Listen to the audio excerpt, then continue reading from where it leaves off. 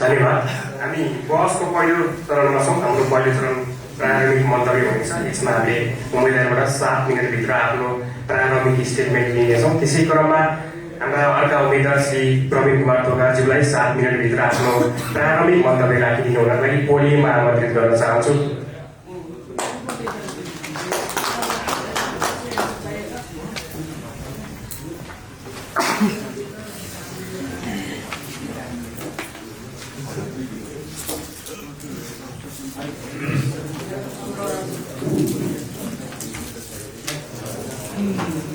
Dolakha debate कार्यक्रमका सभापतिज्यू, मञ्चमा आसीन अतिथिगण, आयोजक सहायक साथीहरू, उपस्थित सम्पूर्ण दोलखावासी महानुभावहरू, आज जुन तपाईँहरूको प्रयासमा जुन एउटा खुला डिबेट आयोजना गर्नुभयो,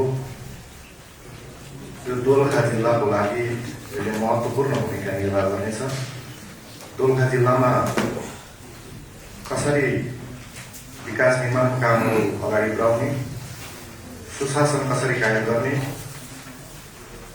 आन्तरिक एवं बाह्य प्रजातन्त्रहरू कसरी सुदृढीकरण गर्ने अन्य विषयलाई यो डिबेटले महत्त्वपूर्ण भूमिका निर्वाह गर्नुहुनेछ। त्यसैले म तपाईँहरूको बिचमा यो तपाईँहरूले दिएको समय सीमाभित्र नै मेरा भनाइहरू सम्पन्न गर्ने कोसिस गर्नेछु। जहाँसम्म मेरो उम्मेदवारीको कुरा छ,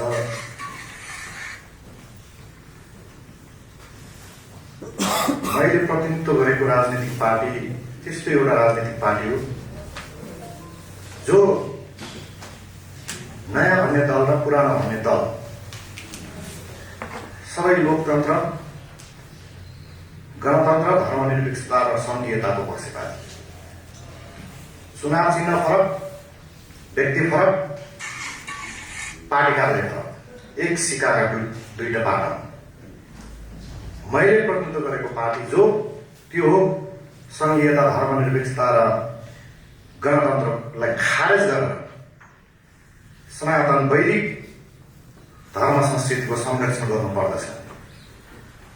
राष्ट्रसहितको प्रजातन्त्र, राष्ट्र प्रमुखमा पुनर्स्थापना गर्नुपर्छ। सङ्घीयता पूर्ण रूपमा खारेज गरेर एउटा बलियो गैर दलीय स्थानीय तह र बलियो सङ्घीय सरकार निर्माण गर्नुपर्दछ भनेर हामी हिँडाइरहेका छौँ।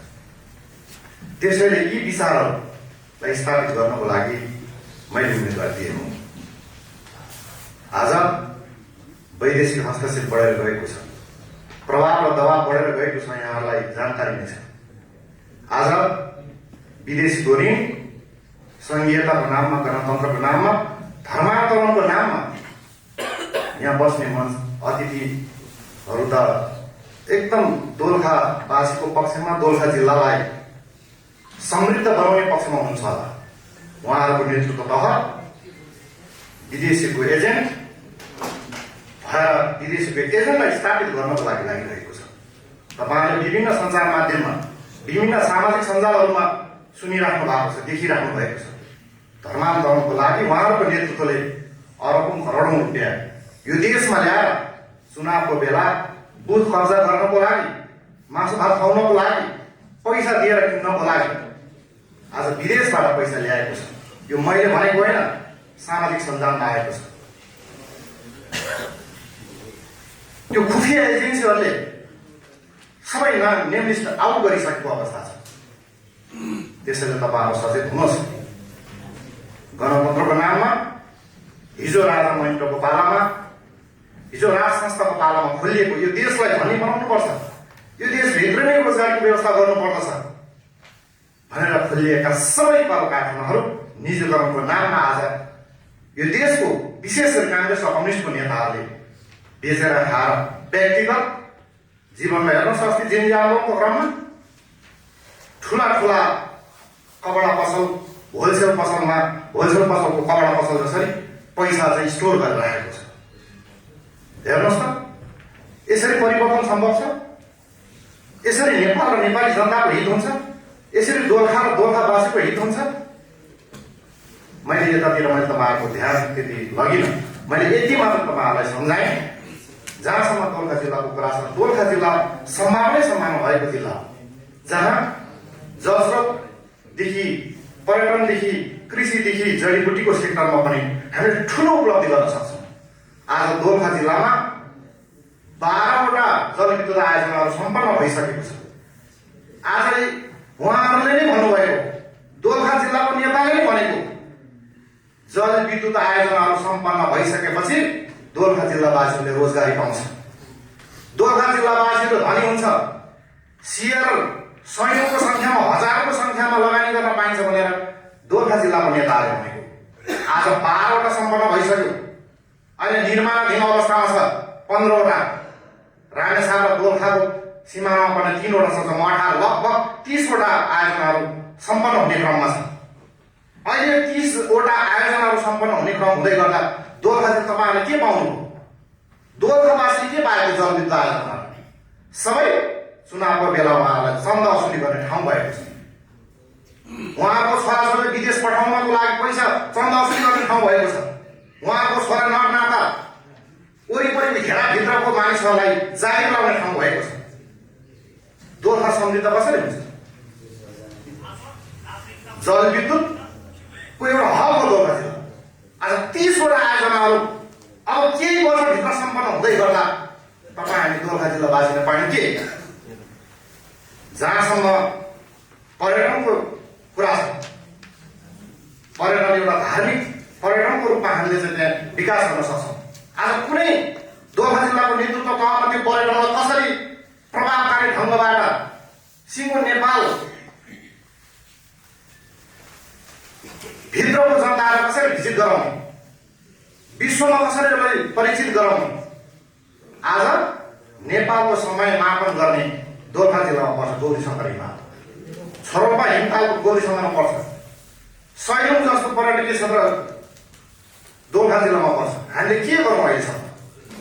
यसलाई व्यवस्थित गर्नको लागि एउटा मास्टर प्लान चाहिन्छ। त्यो हामीसँग छ। म तपाईँहरूको बिचमा दोलखा जिल्लाको तर्फबाट हाम्रो पार्टीले घोषणापत्र तयार गर्दैछ। त्यो मास्टर प्लान तपाईँहरूको बिचमा म केही दिनभित्र नै ल्याउनेछु। जहाँसम्म जडीबुटीको कुरा छ, जडीबुटी त दोलखा जिल्लाको हुने खाने र नेताहरूको लागि जडीबुटी काम लागेको छ, जनताको लागि छैन। त्यो जडीबुटी कुन तहको त्यो जनतालाई पहिचान गर्नु पर्दैन। पहिला सुरु दोलखा जिल्लाको जनतालाई सुखी बनाउने, धनी बनाउने, समृद्ध बनाउने हो भने त्यो जडीबुटी कस्तो कस्तो जडीबुटी हो भनेर त्यो एउटा प्रशिक्षण दिनु पर्दैन, त्यसको पहिचान गराउनु पर्दैन। आज सीमित घेराभित्रको नेता हुनेहरूले जडीबुटी आफ्नो कब्जामा राखेको छ। कसरी दोलखा जिल्लावासी धनी हुन सक्छ? त्यसैले त्यो पनि म हाम्रो घोषणापत्रमा तपाईँहरूलाई केही दिनभित्र हामी ल्याउँछौँ। जहाँसम्म कृषिको कुरा छ, कृषिको पनि सम्भावना छ। आज हेर्नुहोस्, तपाईँहरूले हेर्नुभयो विकसित राष्ट्र भन्ने देशहरूमा कृषि औजार फ्रीमा उपलब्ध गराउँछ। त्यो राष्ट्रले कृषि सामग्रीहरू फ्रीमा उपलब्ध गराउँछ। यहाँ पैसा तिरेर कृषि सामग्री पाइँदैन, पैसा तिरेर मल पाइँदैन, बिउ बिजन पाइँदैन। अनि कहाँबाट कृषिमा आकर्षण हुन्छ किसानहरू? आज मल लानको लागि समयमा मल लानको लागि नेतालाई फोन गरेर लानुपर्छ। अघि यहाँ कुरा उठ्यो, कस्तो खालको व्यवस्थामा हामी छौँ? बिरामी परेको छ, त्यो हस्पिटलको म्यानेजमेन्ट र डक्टरसँग चिन्जान छ कि छैन? उपचार गर्नको लागि पावर लगाउनु पर्नेछ। हामी कस्तो खालको व्यवस्थाभित्र छौँ? आज युवा पलायन भएर गएको छ। आज देशलाई सुखी बनाउने भन्छौँ, कुनै खालको औद्योगिक क्रान्ति, कुनै पनि देशमा औद्योगिक क्रान्ति बिना त्यो देश धनी भएको छैन। आज हामीले चाहिँ बजेट भाषण गर्दै गर्दा, बजेट विनियोजन गर्दै गर्दा कृषि क्रान्ति अन्तर्गत तपाईँको 5% बजेट छैन। देश कहाँबाट धनी हुन्छ? आज 20% भन्दा बढी युवाहरू बेरोजगारी छन्। त्यो युवा बेरोजगारी युवा भारत देश कहाँबाट धनी बन्छ? यी सबै कुराहरू समेटेर तपाईँहरूको बिचमा छिटै हामी घोषणापत्र ल्याउनेछौँ। त्यो घोषणापत्रमा हामी सबै कुराहरू समेट्नेछौँ। मैले यति भने अन्त्यमा मैले प्रतिनिधित्व गरेको पार्टी कुनै पनि वेतनधारी सरकारी वेतनधारी कर्मचारी सङ्घ हामी पूर्ण रूपमा खारेज गर्ने निर्णय गरिसकेका छौँ। आज हामी वकिललाई पत्रकार पार्टीको वकिल पार्टीको डक्टर पार्टीको इन्जिनियर पार्टीको कर्मचारी पार्टीको अनि कामदारको हक हित सुनिश्चित गर्नको लागि चाहियो त्यो सबै खारेज गरिनु पर्दछ। आज न्यायालय पार्टी त्यसैले सबै कुराहरू खारेज गर्नुपर्छ भन्दै म फेरि पनि तपाईँहरूको सरसल्लाह तपाईँहरूको सुझावलाई शिरमा राखेर काम गर्नेछु।